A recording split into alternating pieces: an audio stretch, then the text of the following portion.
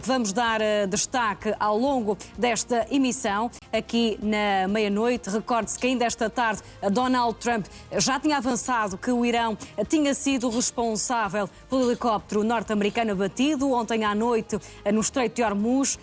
Disse também que os Estados Unidos tinham de responder a este ataque e cá está com esta nova informação deste ataque há minutos. Connosco está já Afonso Moura. Afonso, boa noite e bem-vindo. Para já uma primeira reação a esta resposta dos Estados Unidos. Ainda temos tudo muito turvo, Bruna. Nós não sabemos se isto, de facto, é um reabrir das hostilidades contra o Irão, não é? Da parte dos norte-americanos, se calhar conjuntamente com os israelitas, ou se, neste momento, é só mais aquilo que foi uma espécie de arrufo que nós vimos, não é, em semanas transatas. É muito importante recordarmos aqui o que um militar importantíssimo norte-americano, Dan Kane, foi dizendo quando isso ocorria. Ele disse, não, existiu troca de fogo, nós de facto não tivemos a ausência de fogo, mas não se atingiu um determinado limiar para que se pudesse dizer que o cessar-fogo foi quebrado. É muito importante nós percebermos isto, Bruna. Pode parecer um bocado estranho, quer dizer, uma pessoa diz, bem, há um cessar-fogo e depois os americanos e os iranianos trocam fogo. O cessar-fogo terminou.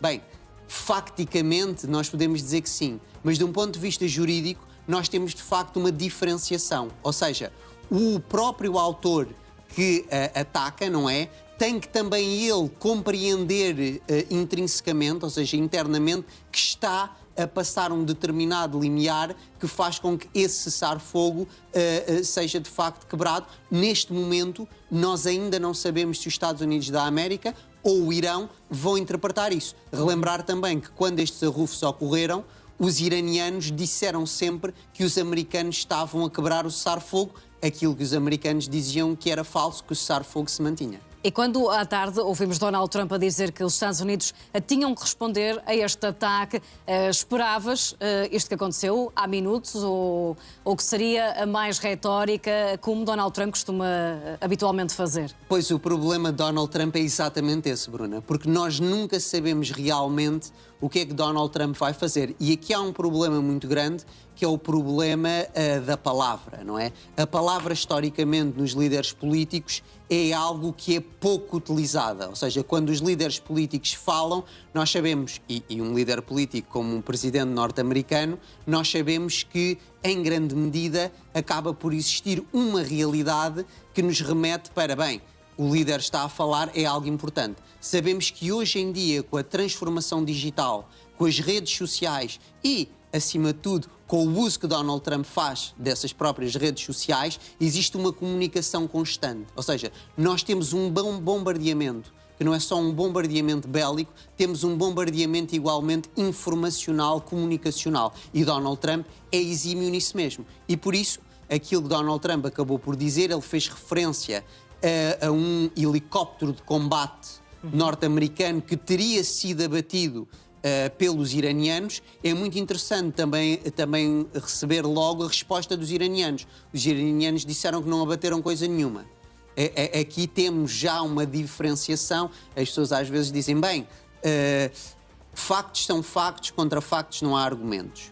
O problema é que os factos para os iranianos e os factos para os americanos não são os mesmos. E repara, Bruna, mesmo quando nós estamos a falar de factos, muitas vezes nós não conseguimos perceber esses factos sem uma mediação, sem a nossa interpretação desses factos. E isso tem muito a ver com a lógica comunicacional e também com o jornalismo. Eu lembro-me sempre de um professor que tive outrora que dizia, bem, nós podemos estar em alguma medida a ser factuais, mas somos sempre também em parte tendenciosos. O que é que ele queria dizer com isto? Ele remetia para um acidente de viação, quer dizer, nós somos parciais a descrever esse acidente de viação, porque, por exemplo, se forem dois carros, podemos dizer, bem, é um acidente entre um carro vermelho e um carro preto. Ou então podemos usar o modelo. É um acidente entre um carro desportivo e um modelo familiar. Ou então podemos usar a marca. É um acidente entre um Ferrari e um Fiat. Ora, nós estamos em todas estas três lógicas a ser parciais, porque estamos a apostar ou na cor ou no modelo ou na marca do carro. Na comunicação que nós vemos agora neste momento, isso existe também. Ou seja, existe uma parcialidade, ou seja, os americanos e os iranianos olham para um mesmo evento, mas esse evento é interpretado de uma maneira diferente porque eles metem incidência num ponto e não noutro. Portanto, temos aqui primeiro a questão do helicóptero, agora esta resposta dos Estados Unidos. O Irão vai também retaliar, acreditas nisso? Vamos começar aqui uma nova escalada entre os dois. Não é garantido, mas também não é impossível. Aqui é importante nós percebermos, e já tivemos as palavras do Ministro dos Negócios Estrangeiros iraniano, Araghchi, e Araghchi foi claríssimo. Ele diz que os americanos estão a testar, a palavra que ele usa em inglês é resolve, ou seja, estão a testar até que ponto é que podem levar os iranianos, ou seja, para ver se os iranianos estão firmes na sua posição ou se os iranianos vão se abanar todos. E Araghchi foi claríssimo, o inimigo não é, em alguma medida, pode-nos estar a testar. Nós, como fizemos até agora, naquilo que eles assumem como uma agressão, não é? E à luz do direito internacional positivo existente, é muito difícil dizer que aquilo que Israel e a América fizeram contra o Irão não foi uma agressão. E Araghchi diz que o Irão vai continuar a responder como respondeu até aqui. Vai, em alguma medida, tentar sempre retorquir, mal os norte-americanos façam um ataque, e nós depois podemos entrar aqui numa espiral que vai reabrir em alguma medida este conflito. E, aliás, é isso mesmo que Benjamin Netanyahu deseja ardentemente, não é? Que os americanos não falem com os iranianos, que não se chegue a uma espécie de consenso, uma espécie de modus vivendi, para que as coisas possam acalmar como estavam calmas no início deste ano, não é? Antes dos ataques israelo-americanos, e é muito possível que as forças dentro do aparelho norte-americano que estão alinhadas com Israel estejam a tentar agarrar nesta realidade, não é? Nisto que nós tivemos nestas últimas horas, para dizer a Donald Trump: tu tens que ir para a frente, tens que fazer mesmo isso. Aliás, eu vi também, muito recentemente, ontem, Bruna, um tweet do antigo secretário de Estado norte-americano de Donald Trump, no seu primeiro mandato, Pompeo, que é um fervoroso cristão sionista, não é? Esta ideia dos cristãos sionistas, que é também uma ideia complicada, mas Pompeo diz: nós não podemos falar com o Irão. É aquela ideia que o Estado iraniano é um Estado terrorista. Aqui relembrar sempre que, à luz do direito internacional positivo existente, os Estados terroristas não existem. Aquilo que existe dentro do direito norte-americano é que os americanos, dentro da sua ordem interna, podem declarar que determinados Estados são Estados que apoiam o terrorismo, e já o tinham feito no passado com o Estado iraniano. Mas nós nunca nos podemos esquecer que o mundo jurídico é dualista, não é monista. E por isso mesmo isto vai entrar em linha de conta na ordem do Estado norte-americano e não na ordem do direito internacional, que é o outro ordenamento. Estes ataques acontecem também no dia em que muito se tem falado da questão do rascunho do acordo que foi enviado para os Estados Unidos. O Irão está a perceber a urgência de Trump e também de J.D. Vance de quererem, de facto, ter este acordo? O Irão tem outra temporalidade, Bruna, e aqui nós temos que nos relembrar sempre, não é? Há esta dicotomia entre o Ocidente e o Oriente. Nessa dicotomia, a América pertenceria ao Ocidente e o Irão pertenceria ao Oriente. Ora, no Oriente, eles são menos apressados. E repara, Bruna, nós aqui, quando temos uma perspectiva que tende a ser ocidental, nós falamos sempre nisto e dizemos: bem, será que o Irão percebe esta lógica? É algo que se usa, por exemplo, também para a Rússia. Será que a Rússia percebe que nós estamos apressados, que nós temos que chegar? Ora, tanto o Irão como a Rússia não têm pressa nenhuma. E é isto que nós, por vezes, não conseguimos perceber, porque projetamos uma realidade e uma temporalidade que acaba por ser ocidental em partes do mundo que nos remetem para a Ásia e remetem-nos para outras filosofias, não só políticas, como também de vida. E o Irão, neste momento, está confiante. E aqui é importante percebê-lo, Bruna, porque é assim: se nós estivéssemos a falar de uma escalada no início... uma escalada não, uma abertura de hostilidades no início deste ano, antes do ataque israelo-americano à Pérsia, à antiga civilização persa, nós teríamos aí outra figura completamente distinta. Porquê? Porque aí os iranianos, e alguns dentro do aparelho iraniano, diriam o seguinte: bem, nós não conseguimos se calhar resistir e por isso mesmo temos que negociar. Ora, agora o que eles viram é que, apesar da potência de fogo norte-americana continua a ser a mais poderosa a nível mundial e apesar dos ataques israelitas também, o Irão conseguiu aguentar-se. E por isso mesmo, eu diria que o regime iraniano está muito mais confiante hoje do que estava no início do ano. Porque no início do ano existia uma incerteza que pairava e dizia, bem, nós de facto, se sofrermos os ataques, o regime se calhar pode abanar e podemos chegar mesmo a um derrubo do regime. Neste momento, os iranianos pensam que isso já não é possível. E aqui existe o problema do excesso de confiança, não é? Os persas podem também cair numa lógica de húbris e por isso mesmo ficam a pensar que os americanos e os israelitas já não os podem derrubar e depois continuam a arrastar este conflito e acabam por ficar também numa posição mais delicada, mas neste momento parece-me que têm conseguido responder à altura da América. Olhando aqui para a relação entre Estados Unidos e Israel, e se no início desta ofensiva falávamos aqui de facto da coordenação que existia entre os dois, em que ponto estão agora esse tipo de coordenação e qual é que é agora a relação que Trump tem com o Netanyahu?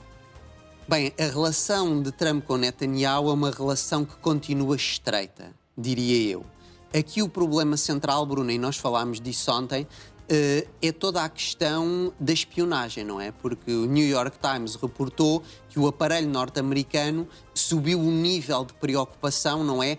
Tendo em conta uma espionagem israelita, porque os israelitas não querem, de facto, que os americanos e os persas cheguem a bom porto, porque isso vai deixar Israel numa posição difícil.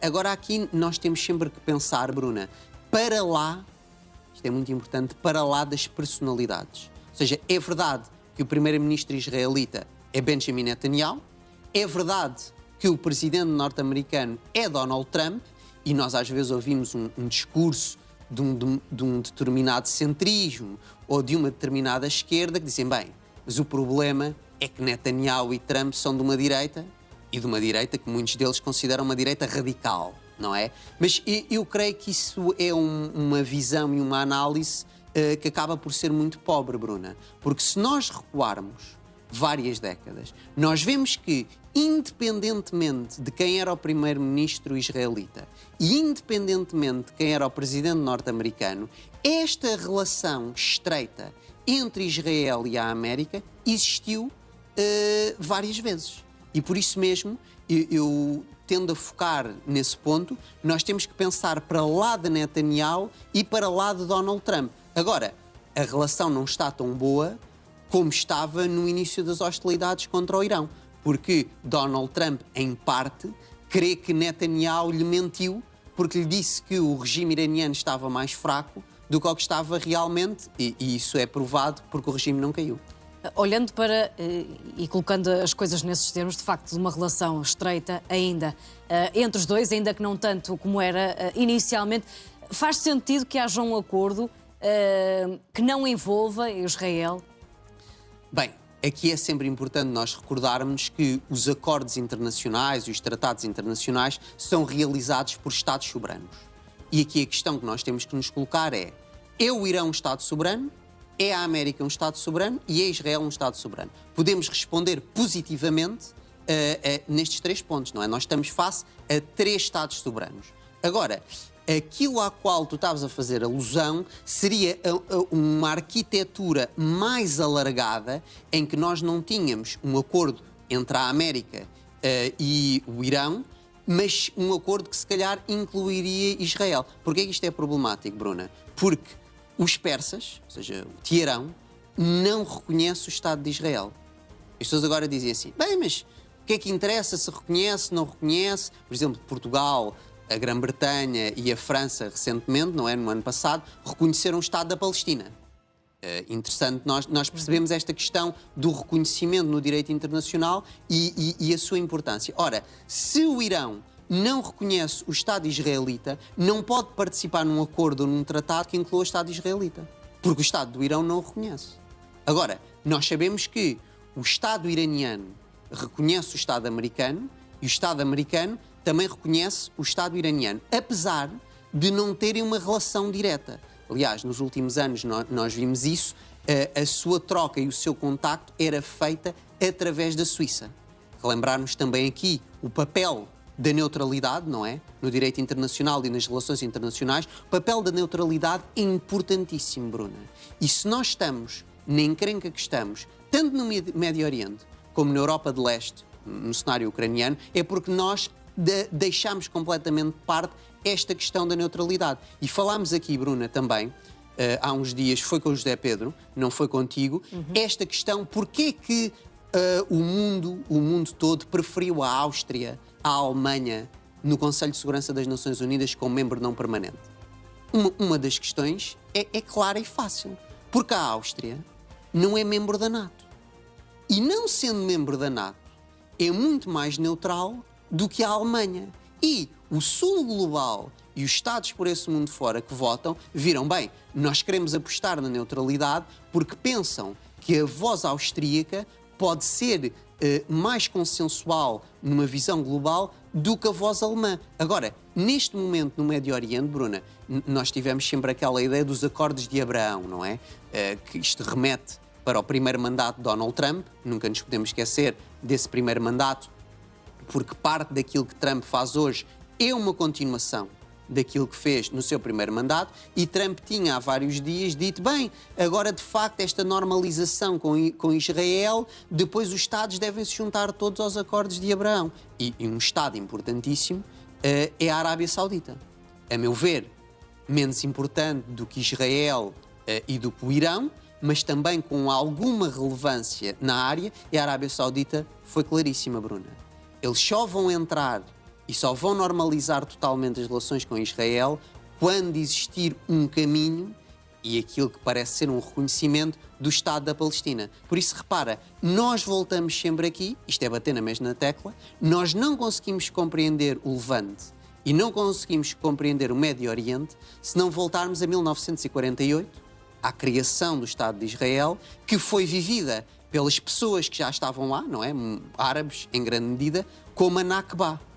Ou seja, o desastre, não é? Porque, em alguma medida, viram estes colonos europeus, muitos deles com um grande punho ashkenazi até, a entrar e a criar este novo Estado, e eles foram despojados de uma terra que era a sua. E por isso mesmo, nós temos sempre que nos recordar, e existe uma mobilização, principalmente numa determinada esquerda europeia, e nós vimos esta questão toda das flotilhas, não é? Que vão para Gaza, isto está completamente interligado, Bruna. Nós não podemos pacificar o Médio Oriente se não resolvermos a questão de Gaza. Ora, Israel e a América parecem não querer tratar dessa questão, e aqui há uma divergência grande com a França e com o Reino Unido, que reconheceram o Estado da Palestina, como Portugal recentemente. E, Afonso, recordar para quem se junta apenas a nós agora que estamos a ver imagens em direto depois de tudo o que aconteceu há minutos.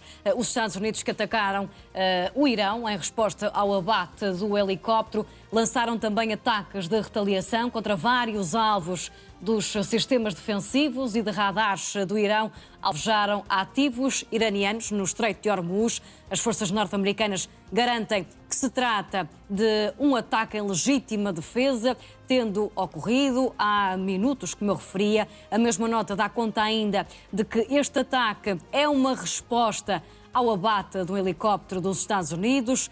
Donald Trump já veio reagir, já tinha garantido que Washington iria dar uma resposta a este ataque. Agora as autoridades norte-americanas falam numa ofensiva proporcional a Teherão, e Donald Trump destaca que está em curso uma resposta muito forte e muito poderosa. Palavras de Donald Trump.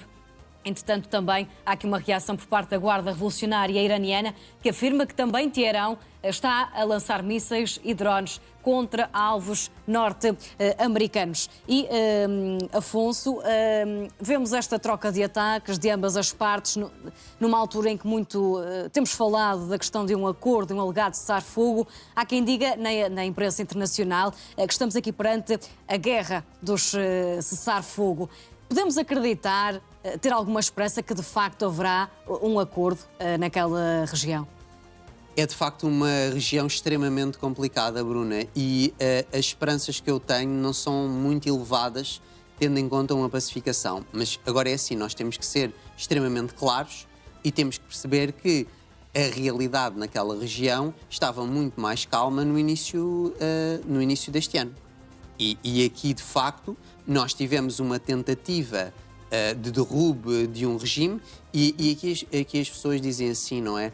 Aqueles que criaram ou tentaram criar um conceito dentro do direito internacional que é o R2P, o Responsibility to Protect, ou seja, a responsabilidade de proteger. É esta ideia que, como o regime iraniano era opressivo e atacava parte da sua população, isso daria, à luz do direito internacional, segundo estas pessoas, um direito para atacar o Estado iraniano. Ora, eu gosto sempre de relembrar às pessoas, muitas pessoas falam de direito internacional sem perceber nada de direito internacional. O direito internacional é agnóstico, tendo em conta a ideologia dos regimes. Ou seja, o direito internacional protege tanto a Noruega como protege a Coreia do Norte. Protege tanto o Canadá como protege o Irão. Ou seja, o direito internacional, uma vez mais, é agnóstico. Não faz distinção entre os regimes dos Estados. E nós aqui, Bruna, temos esta, e aliás tu mencionaste essa questão, que é a questão da legítima defesa. Os norte-americanos dizem que estão a atuar em legítima defesa. Bem, o Irão não está nem no México, nem no Canadá. O Irão está no seu lugar, que é o Médio Oriente. Quem não pertence ao Médio Oriente não é o Irão, é a América. Porque repara, se nós formos a ver dentro de um mapa, e daqui a importância da qualificação geográfica e a importância da geopolítica, a América reside naquilo que eles costumam definir como o hemisfério ocidental. E nós sabemos que, desde o século XIX, existe esta ideia, não é? 1823, da doutrina Monroe, em que os norte-americanos acabam por dizer que têm uma espécie de suzerania desde o Canadá no norte até a Argentina no sul. E, aliás, é muito possível que alguns dos argumentos avançados neste ano, se os americanos se moverem contra Cuba, como se moveram contra a Venezuela, sejam baseados aí na doutrina Monroe. Ora, no Médio Oriente, na Ásia, nós estamos muito longe da casa dos americanos, Bruno. Então, a questão aqui que nós temos que nos perguntar é: o que é que os americanos estão a fazer no Médio Oriente? O que é que os americanos estão a fazer, por exemplo, na Europa? Bem, é óbvio.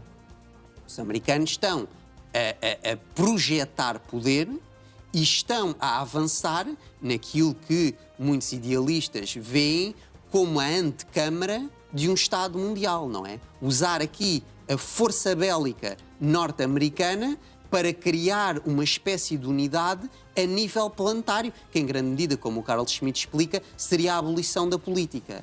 É a ideia que nós íamos viver todos dentro de um mesmo Estado, não é? Só que isto só se pode realizar através das Forças Armadas, não é? Isto não se idealiza no pensamento e no idealismo. E por isso mesmo, e nós vimos aqui na Europa, Bruna, por exemplo, para não mencionar só o Médio Oriente, que muitos se questionam, bem, mas porquê é que há tantas bases norte-americanas na Europa? Bem, mas porquê é que há tantos soldados norte-americanos na Europa? Aliás, muitos querem exatamente que a Europa crie um exército, não é? Que a União Europeia crie um exército, exatamente para ter uma soberania militar e para impedir que os seus interesses estejam na mão da América. E agora, se nós pensarmos ali no Médio Oriente, Bruno, isto de facto, nós só conseguimos perceber isto se remontarmos à década de 70 e ao Nixon Shock, que era o presidente Nixon na altura, que ia relembrar sempre aos telespectadores que o dólar americano é a moeda do mundo. E o dólar estava indexado ao ouro. O que é que isto quer dizer em palavras pobres? Isto quer dizer que, se nós tivéssemos dólares, Bruna, chegávamos ao governo norte-americano e dizíamos assim: bem, senhores, nós temos aqui esta quantidade de dólares, vocês agora têm que nos dar em ouro a quantidade correspondente. Mas por causa de toda a aventura no Vietnã, não é, no século passado, nós tivemos esse tal choque de Nixon e o dólar foi desindexado do ouro. E passou a ser indexado ao quê, Bruna? Passou a ser indexado ao petróleo. Ou seja, passou a ser o petrodólar.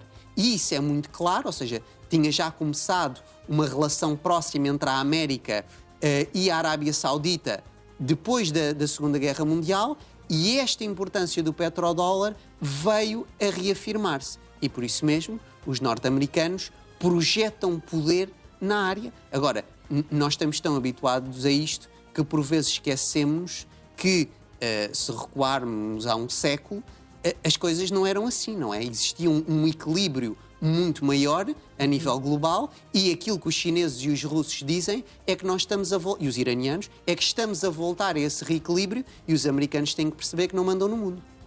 Como é que Donald Trump está constantemente a dizer que estamos cada vez mais perto de um acordo, acredita que vai ser muito em breve, ao mesmo tempo vemos estes ataques à midterms em breve, os índices de popularidade de Donald Trump não estão famosos, está aqui encurralado Donald Trump no meio desta alhada?